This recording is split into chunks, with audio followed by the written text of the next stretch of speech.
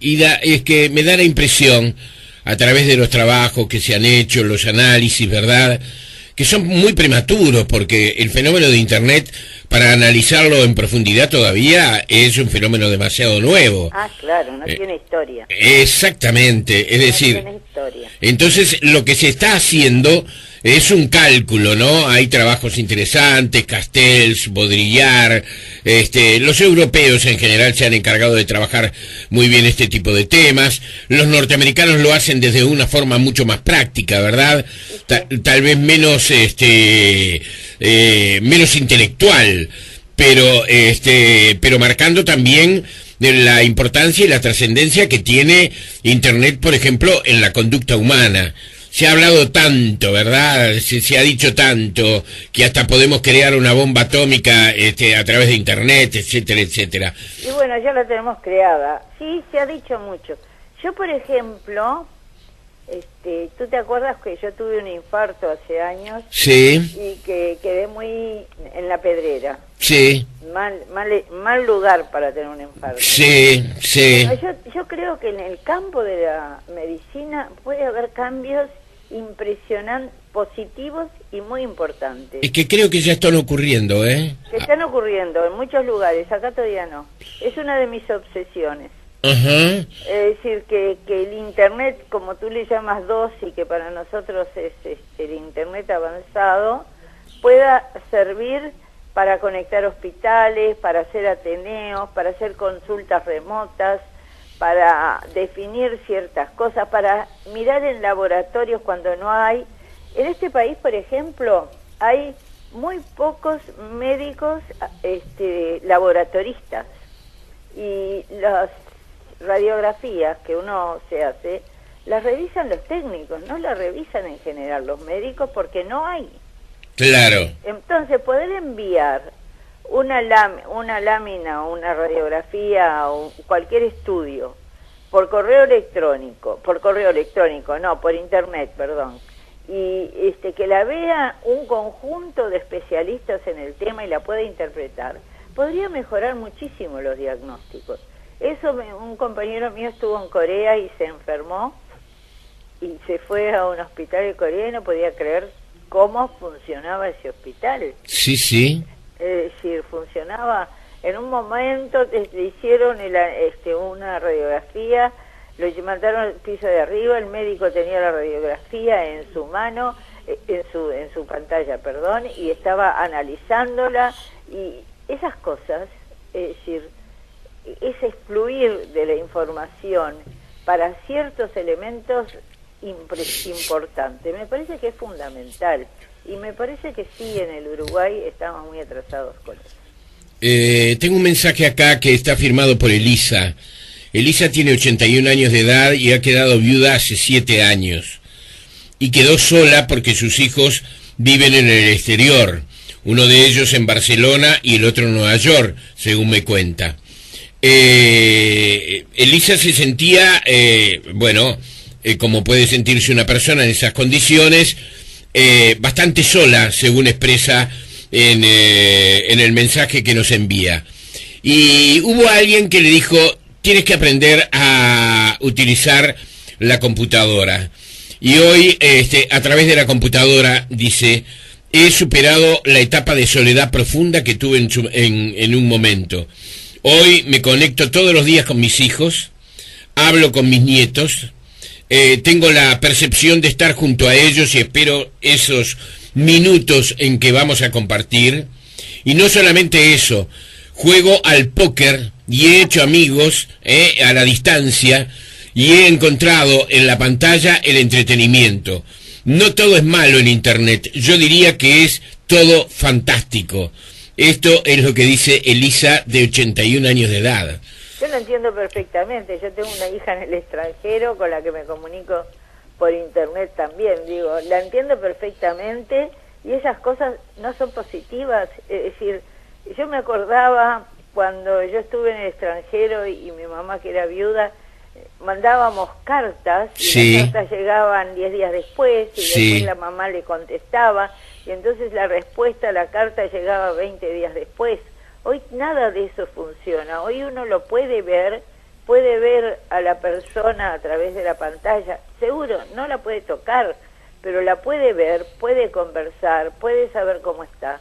Y esas cosas sí son positivas. Sin en duda. Las relaciones humanas. Sin duda. Y el mundo del entretenimiento también, ¿eh?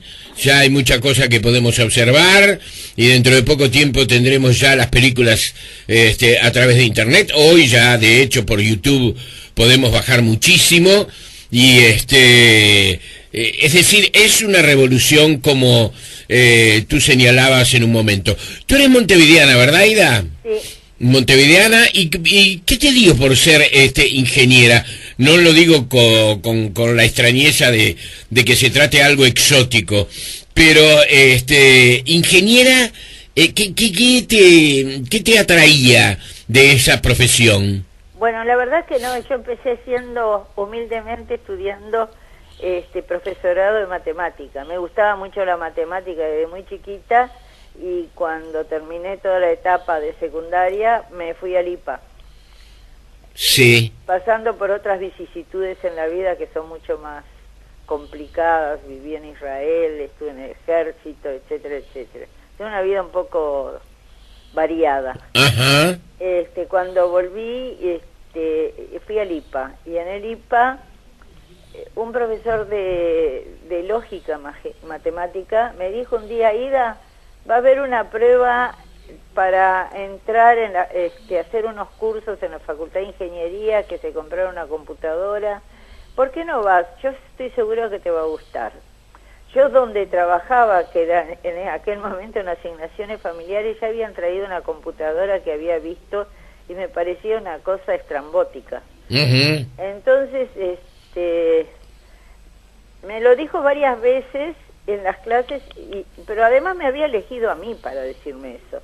Entonces fui a inscribirme, me acuerdo que un cuarto de hora antes de que se terminara la inscripción, era el número 349, eso lo tengo muy claro. Sí. Hice la prueba que era un psicotécnico de aquellos que todavía no había en aquel momento, yo nunca había hecho uno de esos. Pasé con muy buen puntaje, entonces quedé preseleccionada entre los 30 o 20 primeros, no me acuerdo cuántos eran los que preseleccionaron. Había un grupo que estaba el doctor Osín, que iba a ser el primer director del Centro de Cómputo, el ingeniero Sadowski de Argentina, que decía que era mi papá computacional, Sí. Y La Guardia, el director del Instituto de Matemática. Y me hicieron una entrevista y me dijeron que por favor me metiera en los cursos. En ese momento en el IPA había huelga, entonces empecé a hacer los cursos. Mi pobre marido, yo ya estaba casada, aguantó todo eso porque en realidad yo trabajaba, estudiaba y era ama de casa. Sí. Y todo se puede, cuando uno quiere. Sí, pobre anhelo. Uh-huh. Pero bueno, viví 48 años con él, muy bien, lamentablemente. Sí. Y bueno, empecé a hacer los cursos y eran cursos de unos 10 días y después un examen eliminatorio. Los que seguían hacían el siguiente curso. Creo que fueron 4 o 5 cursos, ya no me acuerdo muy bien. Los pasé todos, pasé muy bien los exámenes y después de eso me hicieron otra entrevista para plantearme que fuera que tomara un cargo de programador en el nuevo centro de cómputo de la universidad. Qué maravilla, ¿eh? Y ahí tuve que tomar una decisión muy fuerte, que fue porque yo estaba ganando, me acuerdo, 31.000 pesos, y el salario universitario por el que se quejan todos los docentes era de 19. Uh-huh. Bueno, y entonces me quedé ahí, les dije que no sabía, que yo ganaba más, que yo tenía una obligación en la casa, etcétera, etcétera. Pero bueno, fui, hablé con Anhelo era un artista, él Sí. no sabía nada y no le interesaba, y me dijo: pero Ida, no vas a comparar una cosa con la otra, andate a la universidad. Y me fui. Bien. Y así empecé. Allí empezó un largo recorrido. ¿Qué significa haber ganado el premio mejor dicho, este reconocimiento del Salón de la Fama de Internet, ¿hay alguna ceremonia o algo, Ida? Sí, hay una ceremonia el 3 de agosto en Berlín. En Berlín. Sí, lamentablemente suspendieron la que iban a hacer, que era en Istambul. Yo estaba muy entusiasmada porque Istambul es una ciudad maravillosa. Sí.